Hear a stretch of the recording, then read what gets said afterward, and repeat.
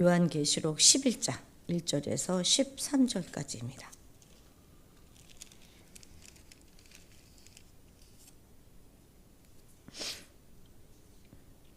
(11장) 1절에서 13절까지 한 목소리로 읽겠습니다. 또 내게 지팡이 같은 갈대를 주며 말하기를 일어나서 하나님의 성전과 제단과 그 안에서 경배하는 자들을 측량하되 성전 바깥 마당은 측량하지 말고 그냥 두라. 이것은 이방인에게 주었은즉 그달이 거룩한 성을 42달 동안 짓밟으리라. 내가 나의 두 증인에게 권세를 주리니 그들이 굵은 베옷을 입고 1260일을 예언하리라. 그들은 이 땅의 주 앞에 서 있는 두 감람나무와 두 촛대니 만일 누구든지 그들을 해하고자 하면 그들의 입에서 불이 나와서 그들의 원수를 삼켜버릴 것이요 누구든지 그들을 해하고자 하면 반드시 그와 같이 죽임을 당하리라. 그들이 권능을 가지고 하늘을 닫아 그 예언하는 날 동안 비가 오지 못하게 하고 또 권능을 가지고 물을 피로 변하게 하고 아무 때든지 원하는 대로 여러 가지 재앙으로 땅을 치리로다. 그들이 그 증언을 마칠 때에 무적행으로부터 올라오는 짐승이 그들과 더불어 전쟁을 일으켜 그들을 이기고 그들을 죽을 터인즉 그들의 시체가 큰 성 길에 있으리니 그 성은 영적으로 하면 소돔이라고도 하고 애굽이라고도 하니 곧 그들의 주께서 십자가에 못 박히신 곳이라. 백성들과 족속들과 방언과 나라 중에서 사람들이 그 시체를 사흘 반 동안을 보며 무덤에 장사하지 못하게 하리로다. 이 두 선지자가 땅에 사는 자들을 괴롭게 한 고로 땅에 사는 자들이 그들의 죽음을 즐거워하고 기뻐하여 서로 예물을 보내리라 하더라. 3일 반 후에 하나님께로부터 생기가 그들 속에 들어가매 그들이 발로 일어서니 구경하는 자들이 크게 두려워하더라. 하늘로부터 큰 음성이 있어 이리로 올라오라 함을 그들이 듣고 구름을 타고 하늘로 올라가니 그들의 원수들도 구경하더라. 그때에 큰 지진이 나서 성 10분의 1이 무너지고 그 지진에 죽은 사람이 7천이라. 그 남은 자들이 두려워하여 영광을 하늘의 하나님께 돌리더라. 아멘. 우리는 지금 6번째 나팔하고 7번째 그 나팔 사이에 있는 막간에 와 있습니다. 막간 중에서도 이제 앞에 전반부는 지나가고 이제 후반부 두 번째 막간입니다. 그런데 이 11장은 구약에서부터 온 여러 가지 이미지가 아주 복잡하게 얽혀 있습니다. 먼저 1절 같이 읽겠습니다. 또 내게 지팡이 같은 갈대를 주며 말하기를 일어나서 하나님의 성전과 제단과 그 안에서 경배하는 자들을 측량하되. 지금 요한은 갈대를 가지고 하나님의 성전과 제단과 그 안에서 경배하는 자들을 측량하라 하는 그런 명령을 받았습니다. 원래 측량은 언제 하죠? 그것은 이 다 측량해서 이 소유가 내 것이다 하는 것을 확인하고 그리고 다른 사람들이 함부로 침략하거나 소유권을 주장하지 못하도록 하기 위해서 하는 거잖아요. 그래서 지금 요한에게 이런 명령을 주신 것은 이 측량의 대상들이 하나님의 절대적인 보호를 받을 것이다 하는 것을 이야기해 주고 있는 것입니다. 여기서 측량을 받을 대상으로 언급되어져 있는 성전이라든지 제단이라든지 안에 경배하는 자들은 모두 다 하나님께 택함을 받은 성도, 참 교회에 대한 상징적인 표현입니다. 그런데 이미 AD 70년에 성전이 다 무너졌거든요. 그렇죠? 티투스 장군이 들어와서 다 무너뜨렸어요. 그리고 이 요한계시록이 기록된 것은 한 AD 95년 정도에 기록되었다고 하는데 이미 성전이 없어요. 기록될 당시. 그리고 이제 서쪽 벽만 일부 남아 있는 거예요. 우리가 지금 통곡의 벽이라고 하는 것. 그런데 그 성전을 측량하라 이렇게 하신 것은 그렇기 때문에 이것이 실제로 측량하라고 하신 것이 아니라 상징으로 사용되고 있는 것이 분명한 것이죠. 없으니까. 그런데 이 구절 때문에 성전이 다시 지어질 것이다 이렇게 생각하고 성전이 예루살렘 성전이 다시 지어지는 그때가 마치 주님이 재림하시는 그때가 될 것이다 이렇게 생각하시는 분들이 굉장히 많습니다. 우리가 솔로몬의 성전을 제1성전이라고 하잖아요. 그리고 제2성전은 수룹바벨 성전입니다.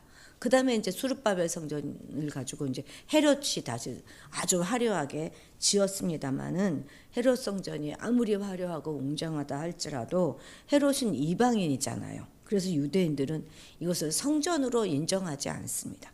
그래서 이제 제3성전, 제3 예루살렘 성전이 지어져야 한다는 거예요. 그래서 이 제3성전 프로젝트가 메시아닉 주라고 하죠. 그 유대인들 중에서 예수님을 그리스도를 믿는 자들, 그 자들을 중심으로 해서 오래전부터 아주 구체적으로 진행되고 있습니다. 제3성전 짓는다는 얘기 많이 들어보셨죠? 그리고 우리나라에서도 그것을 믿고 있어서 그것과 함께 하시는 분들이 꽤 많습니다. 아주 유명하신 분들도 좀 있죠. 제가 얼마 전에 며칠 전에 아주 유명하신 분, 우리가 누구라고 하면 딱 아시는 그런 목사님의 설교는 들었는데 그분도 그렇게 말씀하시더라고요. 제3성전이 지어지는 것에 대해서 거의 모두든 대부분이 다 준비가 되었습니다. 기구들도 다 금초대 이런 거 다 만들었고 심지어 이스라엘 혈통을 다 준비해가지고 레위인을 찾았어요. 그래서 젊은 레위인들을 제사장으로 훈련시키고 다 준비시켰는데 왜 못 짓고 있습니까? 땅이 없는 거죠. 땅. 바로 옛 솔로몬 성전터 거기에 지금은 이슬람 사원이 서 있는 거예요. 그래서 지금 짓지 못하고 있는 것입니다. 그런데 우리가 여지껏 요한계시록을 쭉 살펴왔지만 여기서 말하는 성전은 실제 그 성전이 아닙니다. 이미 예수님께서도 예루살렘 성전은 돌 위에 돌 하나도 남지 않고 무너지겠다 이렇게 예언하셨거든요. 이제 우리 성도가 바로 성전이에요. 그리고 교회가 성전입니다. 건물 성전은 없어졌지만 하나님의 백성이 모이는 곳, 즉 교회가 성령이 거하시는 새로운 성전이 된 것입니다. 그래서 이러한 데에 우리가 휩쓸리면 안 되겠습니다. 사실 하나님께서 자신이 측량하여 보호하시기로 한 자들을 결코 이방인들의 발 아래 두지 않으실 것입니다. 물론 그렇다고 해서 성도들이 아무런 어려움 없이 다른 사람들이 다 환난당하고 고통당하고 있을 때 홀로 영화를 누리게 해주겠다 하는 말씀은 아니죠. 성도와 교회 또한 이 마지막 때의 대환란을 피할 수는 없을 것입니다. 그러나 성도와 교회는 하나님의 측량의 대상이 됨으로써 그러한 대환란 가운데서도 하나님의 보호하심을 받아서 완전히 멸망하지는 않을 것입니다. 우리 2절 같이 읽을까요? 성전 바깥 마당은 측량하지 말고 그냥 두라. 이것은 이방인에게 주었은즉 그들이 거룩한 성을 42달 동안 짓밟으리라. 아멘. 예루살렘 성전에서 성전 밖에 있는 마당은요 이방인의 뜰이다 이렇게 이제 이름 짓잖아요. 이방인의 뜰이에요. 그리고 이 이방인의 뜰은 넓게 보면 물론 성전에 포함되지만 실제로는 하나님의 성전으로 여기지 않습니다. 왜냐하면 이것은 이방인들이 출입하는 곳이기 때문에 거룩하신 하나님의 성전의 개념과는 좀 멀다는 것이죠.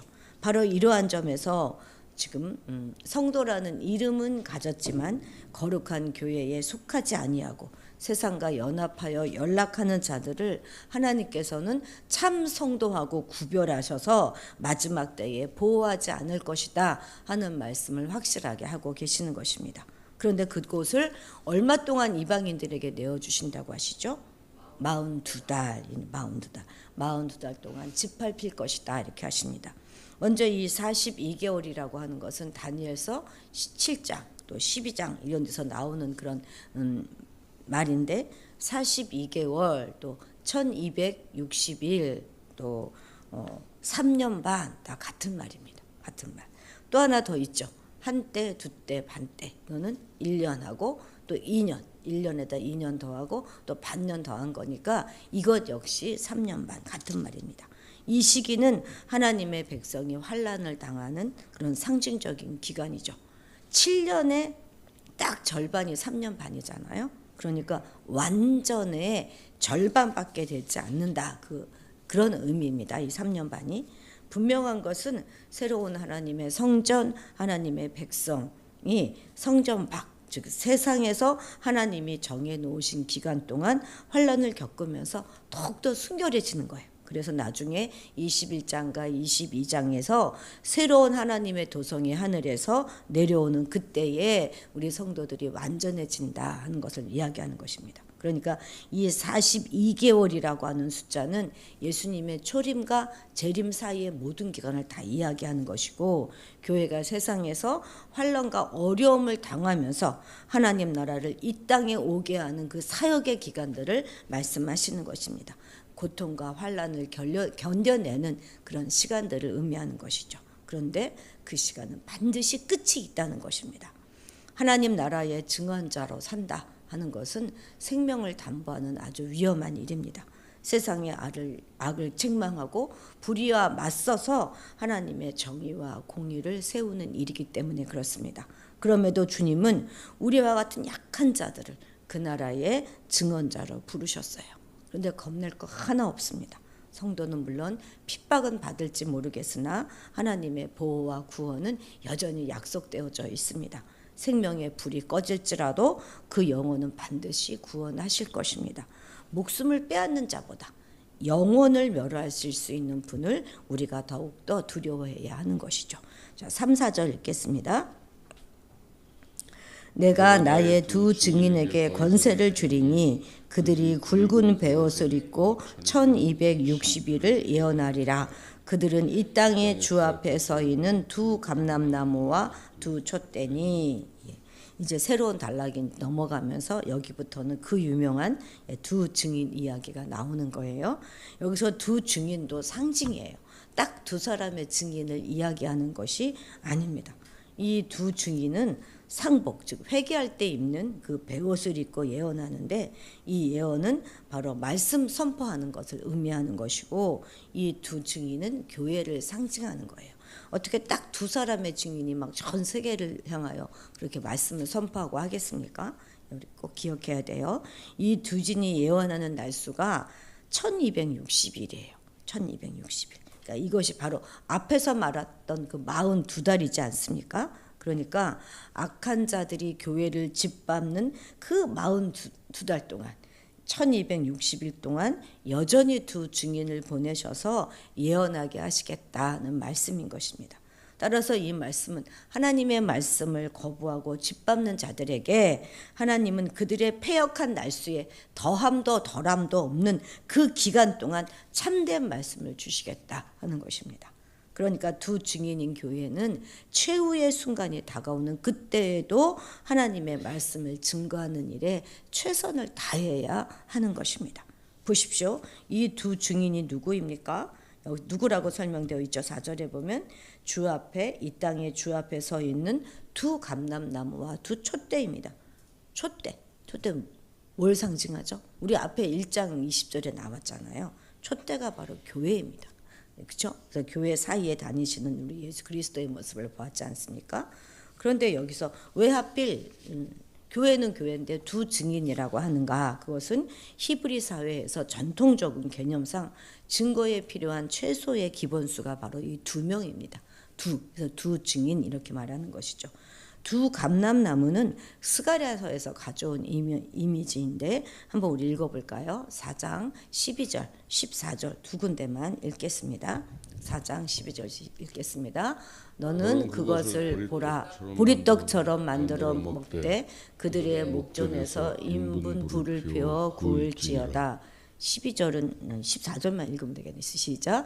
내가 말하되 아하 주 여호와여 나는 영혼을 더럽힌 일이 없었나이다. 12절이 좀 잘못됐네요. 제가 읽을게요. 12절. 다시 그에게 물어 12절 14절 에스겔 4장. 제가 스가랴인데 에스겔이라고 잘못 말씀드려서 그렇군요. 제가 읽어드리겠습니다. 4장 12절 14절 스가랴야 스가랴. 저 지금 에스겔이죠. 스가랴. 다시 그에게 물어 이르되 금 기름을 흘리는 두 금관 옆에 있는 이 감람나무 두 가지는 무슨 뜻이니까 하니 이르되 이는 기름 부음을 받은 자 둘이니 온 세상의 주 앞에 서 있는 자니라 하더라. 요 이제 두 증인도 보면 여기 보면 우리 아까 두 증인도 어디에 서 있다 그랬어요? 예. 이 땅의 주 앞에 서 있는 이렇게만 똑같은 거죠. 이 두 감람나무라고 하잖아요. 이 두 감람나무에서 기름이 이렇게 흘러나와 가지고 촛대로 나아갑니다. 쭉 그리고 스가랴서를 읽어보면 이 두 사람이 스룹바벨과 이 여호수아다 이렇게 밝혀져요. 그러니까 이들은 왕과 제사장을 상징하는 거잖아요. 그러니까 이 감람나무의 이미지는 하나님의 백성이 왕 같은 제사장들의 공동체다 하는 것을 강조하고 있는 것입니다. 6절 같이 읽겠습니다. 그들이 권능을 가지고 하늘을 닫아 그 예언을 하는 날 동안 비가 오지 못하게 하고 또 권능을 가지고 물을 피로 변하게 하고 아무 때든지 원하는 대로 여러 가지 재앙으로 땅을 치리로다.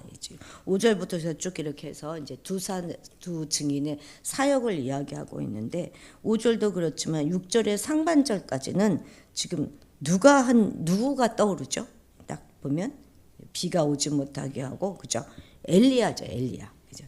엘리야가 비가 오지 않을 것을 예언하여서 비가 얼마 동안 오지 않았습니까?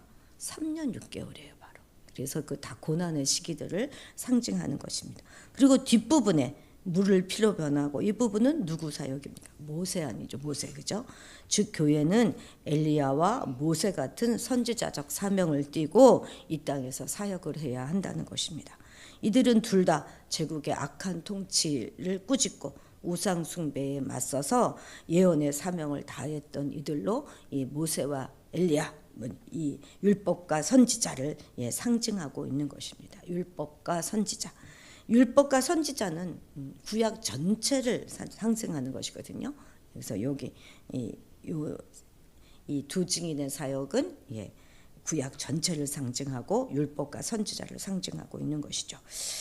그러니까 지금 요한은 이 두 증인을 내세워서 교회가 이어가야 할 예언자적 사명, 말씀 사역 이것을 촉구하고 있는 것입니다. 실제로 초대교회 성도들은요. 그 어려운 박해 가운데 살려달라고 기도하지 않았습니다. 죽는 것을 그냥 당연하게 받아들였어요. 그런데 그냥 죽는 게 아니라 말씀을 전하다 죽게 해달라고 기도한 것이에요. 이 말씀 사역이 마지막 때 아주 중요합니다. 자, 7절 같이 읽겠습니다. 그들이 그 증언을 마칠 때에 무저갱으로부터 올라오는 짐승이 그들과 더불어 전쟁을 일으켜 그들을 이기고 그들을 죽일 터인즉. 그런데 이 두 증인이 그러니까 교회가 자신의 사명을 다 했어요. 사역을 다 마쳤습니다. 그러면 막 칭찬을 받고 막 이래야 되는데 그 증언을 마칠 때 세상의 세력으로 대표되는 무저갱에서 올라오는 그 짐승이 교회를 죽입니다. 하나님의 증언 기간 동안 하나님은 그 증언하는 기간 동안 이 사역 기간 동안 권세를 주시고 보호하셨잖아요. 하지만 증언이 끝날 무렵 그 증인은 짐승에 의해서 살해되었다는 것입니다. 이 짐승에 관해서는 이제 13장에서 자세히 드러날 것이기 때문에 여기서는 더 이상 설명하지 않고 있어요. 그런데 지금 요한이 여기서 분명하게 말하고 있는 것은 신실한 그 말씀 사역을 하고 있는 교회의 적은 사람이 아니라 그 뒤에 도사리고 있는 짐승이라는 것입니다. 이것을 우리가 볼 수 있어야 하는 것이죠. 짐승은 항상 사람들을 내세워가지고 교회의 싸움을 걸어오기 때문에 교회의 적을 사람으로 오해하기가 우리가 쉽습니다. 근데 이 악한 년들은 세상의 모든 시스템들을 다 장악하고 교묘하게 교회 안으로 이제 공격해 들어오죠. 그러니까 이 신실한 교회는 말씀을 전하다가 죽임을 당하게 되는데 그 시기는 그 증언을 다 마칠 때라는 것이죠. 이것은 무슨 말입니까? 하나님이 정해놓으신 그 시기를 다 채우고 할 모든 사역을 다 하고 죽임을 당한다는 뜻이죠. 우리의 생사보다 더 중요한 게 있어요. 그것은 무엇입니까? 과연 끝까지 우리가 믿음을 지켰는가 하는 그것입니다. 8절 같이 읽겠습니다. 그들의 시체가 큰 성 길에 있으리니 그 성은 영적으로 하면 소돔이라고도 하고 애굽이라고도 하니 곧 그들의 주께서 십자가에 못 박히신 곳이라. 두 증인의 시체 곧 교회가 길거리에 내버려져서 치욕을 받게 될 그 성은 바로 예루살렘 큰 성을 말하는 것이겠죠. 주께서 십자가에 못 박힌 곳이다 하는 진술이 바로 이것을 분명하게 가르쳐 줍니다. 그러니까 1차적인 것으로는 예루살렘 성이지만 그러나 이것은 문자적인 그대로 예루살렘 성만을 의미하는 것은 아니죠. 이 큰 성은 세상이에요. 곧 도덕적 종교적으로 타락한 모든 세속 도시를 상징하는 것으로 보는 것이 옳습니다. 그런데 계속해서 보면 이 성에 대한 부연 설명이 나와요. 뭐라고 합니까? 영적으로 하면 소돔이고 또 애굽이다 이렇게 말하지 않습니까? 성경에서 소돔과 애굽은 언제나 그 하나님을 적대하고 하나님의 백성으로 하여금 시험을 들게 하는 그런 대표적인 죄악의 온상이고 마당의 그런 악의 뿌리로 묘사되고 있는 것이죠. 자 9절 10절 읽겠습니다. 백성들과 족속과 방언과 나라 중에서 사람들이 그 시체를 사흘 반 동안을 보며 무덤에 장사하지 못하게 하리로다. 이 두 선지자가 땅에 사는 자들을 괴롭게 한 고로 땅에 사는 자들이 그들의 죽음을 즐거워하고 기뻐하여 서로 예물을 보내리라 하더라. 고대 사회에서 죽은 자들을 장사하지 못하게 하는 것은 최고의 수치이고 모욕감을 주는 것입니다. 그렇게 전시해서 다른 사람들을 겁박하고 제국에 반항하지 못하도록 하는 것이죠. 여기서 땅에 사는 자들이라 하는 표현은 로마 제국의 시스템을 보고 살면서 거기서부터 다 혜택을 받고 살면서 짐승을 숭배하던 우상 숭배자들을 말하는 것입니다. 이들은 두 증인에 의해서 굉장히 괴롭힘을 당했기 때문에 양심이 아주 괴로웠어요. 그래서 그들의 신실한 말씀 사역이 땅에 사는 자들의 양심을 아주 괴롭게 했다는 거예요. 그래서 그들은 이 두 증인의 죽음을 보고 교회의 죽음을 보고 아주 기뻐하고 즐거워하면서 막 축하하고 선물을 보내면서 기뻐한다는 말이죠. 시신은 유린되고 모욕당하고 세상은 승리를 자축해요. 증인으로서의 교회는 예수 그리스도께서 가신 그 십자가와 죽음과 그 모욕의 길을 그대로 따라갑니다. 주를 따르는 자들의 불가피한 운명이죠. 이를 받아들이고 순교의 각오로 그 나라를 증언하는 자가 바로 예언자인 것이죠. 그런데 이렇게 끝나지 않습니다. 11절 읽겠습니다. 3일 반 후에 하나님께로부터 생기가 그들 속에 들어가매 그들이 발로 일어서니 구경하는 자들이 크게 두려워하더라. 교회는 무너지고 증인들은 죽어도 주님은 살아계시는 거예요. 그리고 이들은 하늘로 이끌려 올라갑니다. 이들의 순견을 하나님께서 승인했다 하는 의미가 되고 예수님이 겪으셨던 죽음과 또 부활과 승천 이 순서를 그대로 밟고 있는 것이죠. 교회는 예수님의 발자취를 따르는 하나님의 백성의 공동체임이 다시 한번 강조되고 있는 것입니다. 자, 13절 읽겠습니다. 그때에 큰 지진이 나서 성 10분의 1이 무너지고 지진에 죽은 사람이 7천이라. 그 남은 자들이 두려워하여 영광을 하늘의 하나님께 돌리더라. 아멘. 1세기 경정 이때에 예루살렘의 인구가 한 7만 명 정도 되었다고 그래요. 그러니까 그 중에 7천 명이 죽었으니까 90%는 살아남은 것입니다. 이 묘사가 참으로 놀라운 것은 아직도 많은 사람이 살아남았다는 그것입니다. 즉 7천 명을 제외하고 살아남은 모든 자들에게 마지막 기회가 있다는 것이죠. 우리가 알잖아요. 엘리야 시대에 바알에 무릎 꿇지 않고 남은 자가 몇 명, 그때는 7천 명이 남았어요. 그런데 이 요한계시록에서는 7천 명 이외에 나머지 모든 사람들이 살아남아서 두려움에 쌓여서 하나님께 영광 돌리는 그런 역사가 일어나게 되는 것입니다. 세상을 향한 하나님의 뜻은 파멸이 아니라 그들이 회개하여서 하나님께 영광을 돌리는 것입니다. 두 증인의 사역은 힘든 고난을 이렇게 통과하지만 결국 열매를 맺게 되죠. 결국 신실했던 두 증인이 다시 살아서 의로움을 인정받습니다. 하나님은 두 증인을 하늘에 올려서 그 충성됨에 대하여 보상해 주십니다. 또한 그들을 죽음으로 몰아넣은 세상을 심판하심으로써 역사의 귀결이 무엇인가 하는 것도 보여주죠. 오늘의 수치와 죽음은 그 자체로 끝나지 않습니다. 반드시 부활을 통해서 의로움이 인정되고 승리가 확정된다 하는 것을 믿어야 하겠습니다. 증인의 길은 매우 고단하지만 영광스럽습니다. 또 위험하지만 의미가 있고 죽겠지만 다시 살 것입니다. 모세도 엘리야도 그리고 예수 그리스도께서도 다 신실한 증인의 삶을 살았어요. 믿음 없이는 참 불가능한 일이고 또 기계 없이는 감당하기 어렵습니다. 생명을 주는 감람나무로서의 또 촛대로서의 사명을 끝까지 마지막까지 잘 감당하는 우리가 되어야 하겠습니다. 기도하시겠습니다.